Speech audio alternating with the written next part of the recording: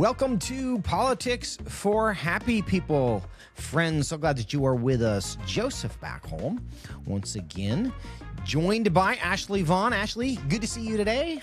Good to see you, Joseph. Well, we are in different places. For those of you who are joining us on the YouTube, you will recognize the background is a little different. I find myself today in the hill country of Texas, and the background here is the tavern that, if any of you are familiar with the Wall Builders show and Rick Green and the great work they do informing people about the Constitution and the history of our country, that's where I find myself today. I'm here doing some work with them, but joining everyone back here in North Carolina as well, keeping us up to date on what's going on there. So if it looks different, that's because it is, and that's what's going on. I am deep in the heart of Texas, as the song says. But we're talking about some North Carolina things today. Ashley, the one that we're going to start off with here is happening, it's Apex, right? The school district. We have Wake County. A elementary school music teacher, man wants to be a woman, confusing the elementary school kids? Question mark? Yes. So recently a teacher was hired who is a transgender, a biological male, Yes. living as a woman. Let's just say it that way. I think if we leave the transgender language out, it's just a man who thinks he's a woman.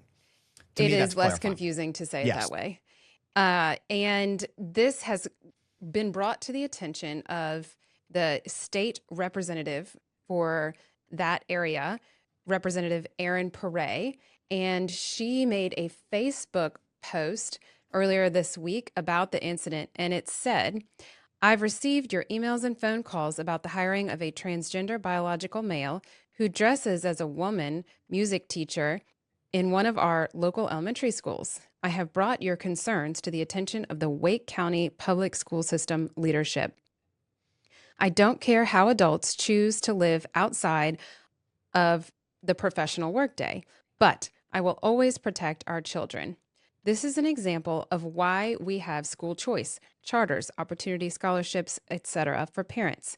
Parents should be able to have access to the education environment most appropriate for their child. I'll keep you updated." Again, this is Representative Perret. "May be time to introduce a bill requiring gender-appropriate professional attire for public school employees, as Wake County Public Schools does not have a policy addressing this issue, as far as I can tell. It is important that Wake County Public Schools policies regarding employee dress and appearance should protect children from being exposed to more complex and mature gender identity questions and concepts at too young of an age. Wake County Public Schools can treat employees with dignity and respect, and at the same time ensure young children aren't exposed to age-inappropriate concepts." Ashley, my first question. Did you say this is a new employee? It sounds like that. We don't have a lot of details, I don't think, about who the employee is or what school it's at, but it sounds like it's a recent hire, which is what precipitated all of these contacts to Representative And Perret. presumably they knew and hired him anyway? I mean, I'm curious to know how he showed up at the interview, and if it was just like he showed up at his first day of work, surprise. Yeah, I don't actually think we I'm know a those woman, details. So here's my dress. Deal with it. I thought through that as well. How did this come to be? But I don't think we know the details. Okay, because if you hired the gentleman under these circumstances to go teach music to third and fourth graders, that's really, really bad judgment for the school, in my judgment. But what would you do as a mom if your kid came back and said, "Hey, Mom, my new music teacher is a man and wears a dress"? That's a non-starter for me. My child would need to be removed from that classroom. And the reason is because we want to send children the message that their body is good, there's nothing wrong with their body. We want to help them be comfortable in their body, whether it be gender or any other feature that they were born with. And I would not want my children in an environment that was so confusing. Yeah. Well, and this is one of the challenges because the whole school choice debate, especially within the church, there's a lot of people like, well, I want my kid to go be a missionary, right, and be a representative for the truth in this environment, and it's okay that they don't agree with us all the time because it's a great opportunity. I think one of the underrated realities of early childhood that sometimes parents forget is how desperately young people want to please the authority figures in their lives. That That's changes, right. of course, when they get to 12, 13, 14, right? But early on in life, all they want is the approval of the authority figures in their lives. And when the authority figures in their lives are committed to things that are not true, that is really, really confusing, It is confusing. because mom and dad are saying one thing, and then this teacher that I'm supposed to respect and obey is saying another thing. And when it comes to especially the early years of our children's lives, having the authority figures in their lives on the same page is the only way to create clarity for children about what is right and what is wrong. Because if they just see everybody disagreeing, then maybe they will be convinced, and increasingly they do become convinced that there's no such thing as right and wrong. And so it's just everybody's opinion, and it really doesn't matter. And you do not want 6-year-olds believing that or getting that message. Yeah. This is too complicated. It's too much for them to navigate. And, I mean, there has been a longstanding understanding that teachers are to be role models. There are certain positions in the Yeah. community that we all sort of intuitively understand are are special Mm. in the sense that they have a higher moral and ethical duty to present themselves well and professionally, and to adhere to certain, Yeah. standards. And it's interesting, the North Carolina State Board of Education, they have a policy manual that has a code of ethics that the purpose is to define the standards of professional conduct for teachers. And it says in that they should be able to serve as an appropriate role model. So everyone understands that the teachers that are in the schools are going to be role models for the children. Yeah. And so, I certainly think appropriate dress is necessary for the teachers. I think it's interesting that Representative Perret said, I don't care what teachers do outside of school, but we've had a longstanding understanding that that actually matters too. There are Mhm. policies about the conduct that teachers have outside of the classroom. An example from 2018, there was a woman, Candace Mason. She was a sixth grade middle school teacher, but she was also a part-time pole dancer. And a video was leaked and I guess distributed, and the school district got a hold of it, and she was suspended, and they ended up parting ways with the school. So I think we all understand that educators do need to be appropriate role models for children, Well, and actually, you use the confusing term. children is not a part of that. When you say an appropriate role model, I promise you, there are some parents in this district who think this is wonderful.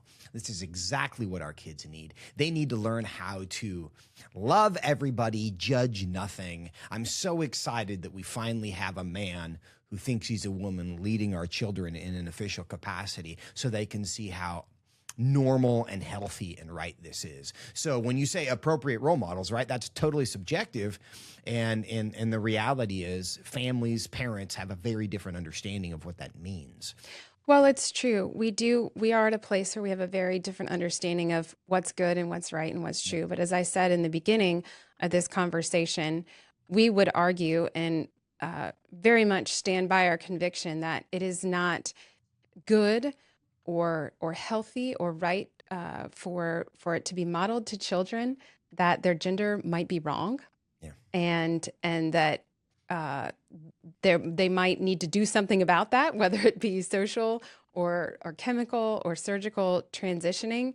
And so, you said that there are a lot of, you bet there are a lot of parents who would support this as an appropriate role model, but I don't know if that's true.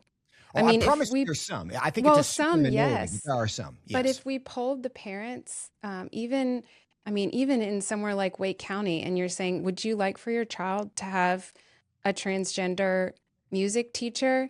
And their answers were confidential. I don't think a lot of parents would want this. I really don't. Even if they want that person to be treated rightfully so, with dignity and respect and um, to be cared for in society, I don't believe that a lot of them would want that person teaching their children. Well, I don't think a lot of them would. I think some of them would. And the some of them that would are also administrators in a lot of these schools. And they have adopted a value system where this is exactly what the school should be doing. They should be helping young minds understand that there's nothing wrong with it. It's totally appropriate. It's totally healthy. And the more exposure they get, then the better it is for them, because they're going to grow up in a world where this is common and becoming more common and normal, and that's how they should think about it. And they actually think this is a great opportunity. And my guess is, if in fact this is a new hire, and I know that we're kind of not sure whether that's the case, that the people who made this HR decision are probably of that persuasion that this is exactly what we want our school doing. And we know that there's a significant percentage of the administration and people in running education who believe the job of the education system is to make young people little leftists. And from our perspective, that's, we see that cynically. They see that as making them loving and tolerant and kind and not judgmental. And they would see this as a big step in the right direction. So Well, it just children illustrates. absolutely should be Yeah. taught to be loving and kind no matter what. And I teach my children that Yeah. they do not need to have a man dressed as a woman as their teacher to learn that. Well, we're going to see what happens here. One of the things that she has introduced, Erin Pere, the idea that maybe there should be a standard statewide dress policy, right? And there has to be a dress code on some level already, because I'm sure they will not, allow their teachers to come to school in swimming suits. So there has to be some kind of a dress code. Apparently, this would be outside of that. But it's relevant that the Bostock decision, which was a Supreme Court case that basically found that there are legal protections based on gender identity, and it was a terrible decision. I'm not going to go into the history of all that, but that was a dress code situation where a Christian-owned funeral business dismissed a man for not dressing like a man. And the Supreme Court said that was an illegal firing. So it's actually a very, it's not perfectly on point, but it's instructive to this decision. And ultimately, I think Bostock is going to go the way of the dodo bird, because it was so poorly reasoned, and subsequently the Supreme Court's had to kind of retreat from that. But it's just kind of the practical and legal part of the practical and legal, wrestling match that we're having with all of this. So, should there be dress code? Yeah, I think so. Is it going to be considered to be discriminatory by a lot of people? I think it will be. So, Ashley, let's get on to our next story today, because this is another pretty local one. There are charges that have been brought against some North Carolina lobbyists for a bourbon trip to Kentucky. In this is April of 2026, a Wake County jury indicted 4 prominent North Carolina lobbyists over a 2024 Kentucky bourbon trip they allegedly arranged for state lawmakers. Each of these 4 lobbyists face a single misdemeanor charge of solicitation to commit violations of law against giving gifts to lobbyists and lobbying principles. Now, here's essentially what's going on, is that North Carolina law prohibits lobbyists and their corporate clients from giving gifts to legislators. And we kind of understand why this is. You can't bribe you should not bribe lawmakers, and so you can't give them money and then say, now vote for my bill, or, here's an all expenses paid trip to the Bahamas. Now, it sure would be nice if you voted for this bill that we have, right? Even if it's not cash, those kind of gifts are considered a way to inappropriately influence lawmakers. And so you can't do that. But what the allegations say is that these lobbyists set up an independent group called Greater Carolina. I had to remember that. And then they encouraged their principals, their employers, to fund this group called Greater Carolina. And then the group called Greater Carolina paid for a Kentucky bourbon tour.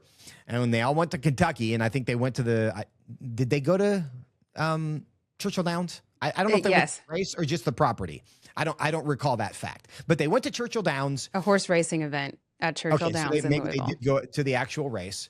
And the people who were there were actually were encouraging them to support some things in North Carolina that were in their interest. So basically, they're saying they hid the fact that they gave gifts to these legislators.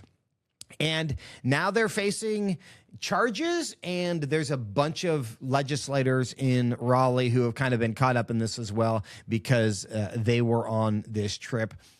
Ashley, how much does this bother you? Oh gosh. Well, on the principle of lobbyists and their clients giving gifts to lawmakers, obviously that is a problem. We don't want the policies going to the highest bidder, right? That's not how a democracy should work. And so there are laws and guidelines for giving gifts. I believe there are some exceptions. I believe there are some reporting requirements, and yet none of that was done properly in this instance. And well, there was one lawmaker who reported the trip as a gift. I do from remember Greater that Carolina, fact. and that's what he was supposed to do, but only one of them did. And I think there were 12 lawmakers who were part of these trips. And there was one trip back in 2022. The statute of limitations has run on that, so they can't do anything about it, but they do know about it. The one in 2024 is not beyond the statute of limitations, so that's why it is the one facing the scrutiny at this point.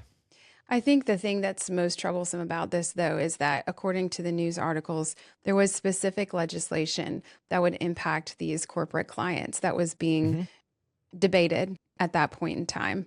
So I don't think that most of us want our government being run that way. Agreed. And there are very different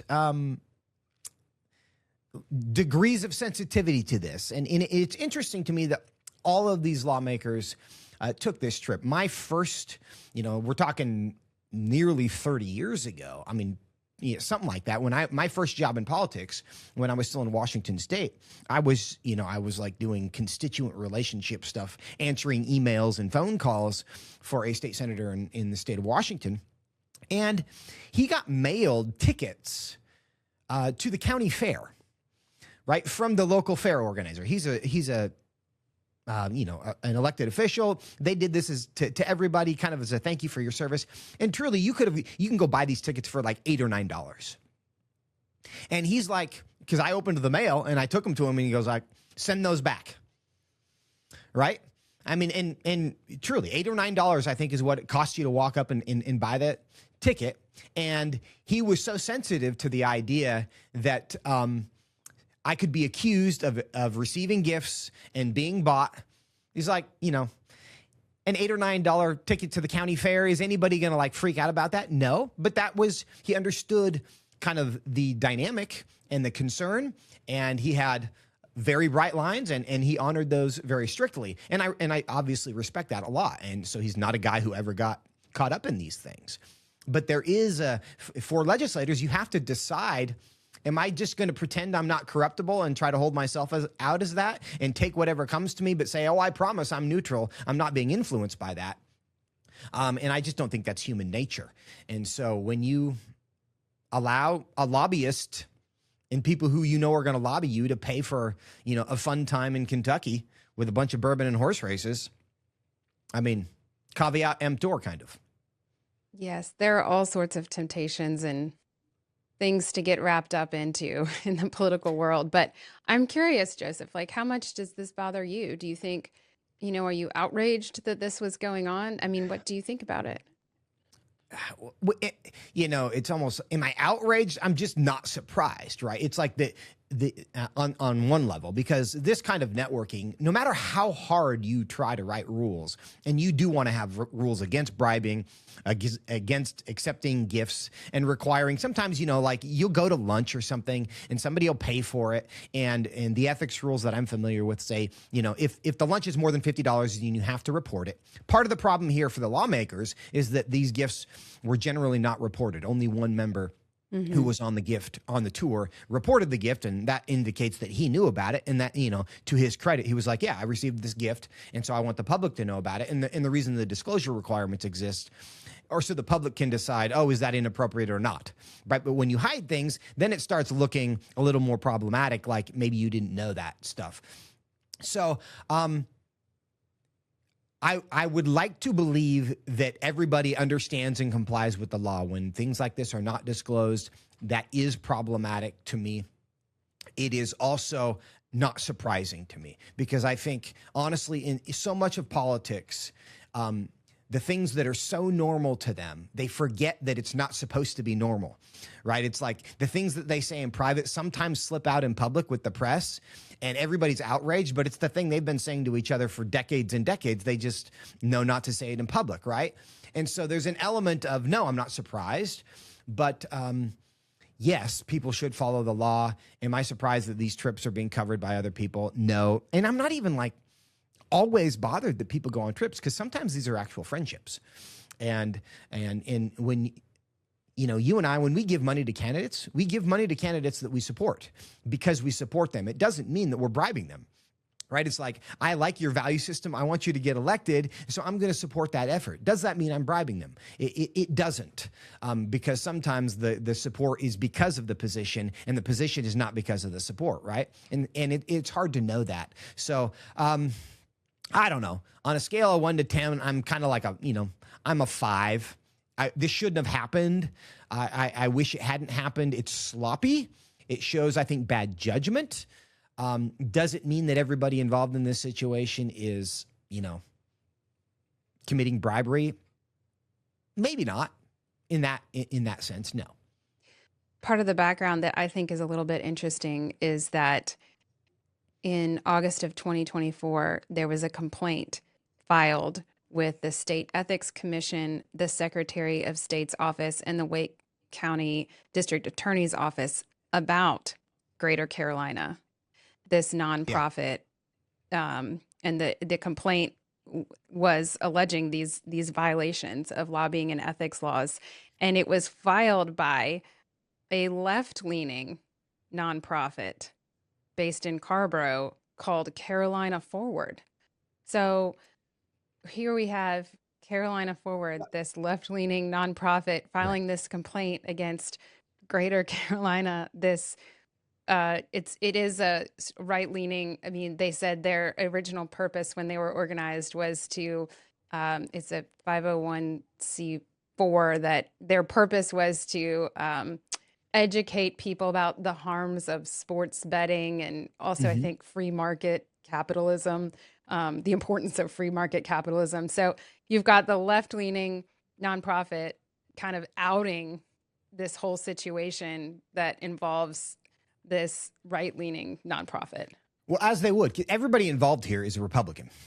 Everybody who went on these bourbon trips, right? And so, yeah, the left would have the opportunity to do that. And certainly the reason to want to elevate this story, have charges so that they can use that in especially now that we are in an election season. But that does not mean that nothing bad happened. And the reason why the charges have come against the lobbyists and not against the lawmakers themselves is because it seems that there's reason to believe the lobbyists did this on purpose. It's like, hey, we can't pay for this directly, so why don't we set up an entity, fund the entity, and then that entity can do the things that we're not supposed to do. Maybe it seemed clever, but if that is in fact what happened, they clearly got caught. And, the hard part for the people involved, the lobbyists, many of whom are lawyers, they could lose their lobbying license forever, and they could lose their law licenses as well, which if you're a lawyer is a big deal because that's where that's how you make your money. So this is not the criminal charges are misdemeanors, right? So we're not talking like decades in prison. That's not a risk for them, but could be huge professional losses here if you lose your ability to lobby, which is what you do, and you lose your law license. So that's much more than nothing. Yeah. And I just think it's interesting to note too, for people who aren't in the political world, this is how it works. In politics, you always have, enemies. You always have people who are looking after you and, where can we get them? And is there something that we can expose? And, it's interesting. So don't give them fuel. That's right. That's the lessons, boys and girls. Right. There are people trying to destroy you. So it's one more incentive to do the right thing. They'll make it up if they can, but just don't give them ammo and make it easy for them to do so. So we'll keep tracking this. Interesting to see if this is going to be relevant in the election. Is the public even going to know about it? My guess is no. I think very, very few people. Although it might be raised as an issue for the individual legislators involved. I could see their opponents, doing some mail on these things and trying to make an issue. We'll see. We will see. But Ashley, one quick story I want to get to before we get out of here. Not from North Carolina, actually from very far from North Carolina. This one's from Germany. And basically, I think this just kind of speaks to state of mind about how the left is causing problems for itself. Because Germany released somebody that they knew to be affiliated with terrorism from prison who, on July 25th, attacked a bunch of people in Berlin very near a pride parade. And we don't know if the pride parade is a coincidence or if that was the target of the event. But Saturday night, July 25th, a van was driven into a crowd in Tiergarten Park. The attacker then went after people with a machete. One woman was killed and 29 others were injured. Now, the man was identified by Germany's interior minister as Abdul Balaut, I think is how that's pronounced. He's a 21-year-old German citizen with Lebanese roots. Interior Minister Alexander Dobrindt said Balaut was born in Germany and his mother was naturalized in 2002. So this isn't necessarily an immigration issue, right? But police described him as being part of Berlin's Islamic scene and someone who was known to authorities. Balaut shared ISIS propaganda on Instagram in 2024 and the following year traveled to Lebanon, quote, with the intention of proceeding from there to Syria to join ISIS. So Germany had known he went to Syria to try to join ISIS. He was arrested and sentenced to 3 months in prison, returned to Germany in November of 2025.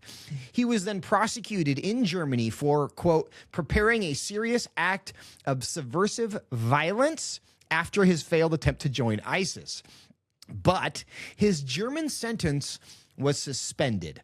He was sentenced to 1 year and 10 months in jail, but this was suspended partially in recognition of time spent in jail in Lebanon in pretrial detention, and partially because he admitted to the crime and distanced himself from ISIS. So he said, I'm so sorry for being a terrorist. And so they said, well, as long as you're so sorry, I guess we will allow you to be released for time served. This part I really like as well. Under the terms of his parole, he was required to attend 26 counseling sessions with a, quote, counseling group on de-radicalization and extremism prevention. He went to 2 of those meetings, during which employees said his answers appeared calculated and insincere. He was due to attend his 3rd session when he started to do terrorism. Terrorists, Ashley, what lesson do you learn from all of this? Oh my gosh. Okay, so this actually reminds me of a Wall Street Journal opinion article that I read that just talks about this entire problem of we're going to counsel people instead of giving them consequences. And it's titled Restorative Justice Brings Violent Schools. And it kind of explains how restorative practices, social emotional learning, and restorative justice, these policies, administrators basically, if there's an offending student, like they've hit another student or something like that, they are invited to reflect in a soothing place on the feelings of trauma that led them to do what they did. And they are invited into a quote restorative circle with school staff and other students where they can share their feelings, and others in the circle can talk with them about how peace in the community might be restored. So it's not just a criminal justice system issue. It's also, you know, this kind of this whole idea of we're just going to love people so hard and help them deal with their feelings instead of punishing them, essentially, is alive and well in our schools. And this article noted how it didn't work, and there was skyrocketing truancy, serious misbehavior, and declining achievement in the schools where they implemented this. And it's pretty, I mean, it's not hard to see why, you know. Yeah. When you, whether it's in a school setting or whether it's in the justice system, when there aren't consequences and when you don't take misbehavior or crimes seriously, it's just going to keep happening. And I do think when we're treating the children this way in the schools, and then they go out into the real world, you know, we basically trained them to expect the fact that there won't be consequences. And I mean, the idea that you can counsel a terrorist out of being a terrorist is crazy. And I think counseling is great, but this isn't a counseling issue. Yeah. A defining characteristic of leftism to me is their explanation for why people do bad things. And they don't believe that sin exists. And they don't think there's anything inherently wrong with humanity and human nature. And so the reason people do bad things is because somebody did something bad to them. That can be true sometimes, by the way. Well, but I don't think that it means, well, But I don't think it means though that you remove consequences. We can have compassion for people if they've had traumatic or difficult pasts without removing the consequences that have been set for whatever that infraction was. in this case, I don't think consequences matter because you're dealing with a radicalized worldview. And he didn't need to be punished. He had to be controlled, because when you are, that's what I think they miss, is that it doesn't, I mean, he did some time served, whatever. But the problem is they don't recognize what they're dealing with because they don't think it's real. When you say controlled, like he should have been incarcerated, you got to definitely. When somebody's trying to, you know, but that is a consequence. Spending years. That's a consequence. Yeah, but it's not even like I'm going to, you know, shame on you, naughty, naughty, naughty boy. Don't do it again, or we're going to do this again. They don't care how many times you do it again. You're dealing with somebody who genuinely wants to destroy other people and kill them because of who they are and what they believe. And so that has to be controlled, right? And that's kind of what, you know, Israel has understood about their neighbors and why it's like constant vigilance and constant war. It's one of the things that, you know, this whole war in Iran, as much as I hate it, Trump seems to understand that, you know, you have to take Iran at their word when they say they want to kill everybody in Israel and everybody in the United States, and they've been trying to get nuclear weapons, right? You have to believe them when they say these things. And so when you have a guy in your town who says, oh, I want to go join ISIS and I want to be a terrorist, and then he's like, oh, I didn't mean it, if I can say I'm sorry and then get out of jail. I mean, it's just such naivete about the nature of good and evil that exists and taking evil seriously. And it is the reason, this isn't an open border problem because he was born in Germany, but it is the reason that so much of Western Europe has imported all of this worldview, is because they pretend, I mean, they just, I think in many cases, choose not to understand the nature of this worldview and this ideology because it seems and feels judgmental. Is every Muslim a terrorist? Of course not. Are there a lot of them? Yes. Can they do a ton of damage? Yes. And acknowledging that problem for a lot of people on the left feels racist. It feels judgmental. It feels mean. So we just make a choice not to take it seriously. And then this is the kind of stuff that happens. So totally preventable in my view, but I think it's worth understanding kind of what happened here. Yeah. Well, he didn't just say he wanted to be a terrorist and associate with terrorists. He also had a criminal history. So, Of actually doing stuff. Yes. right. Right.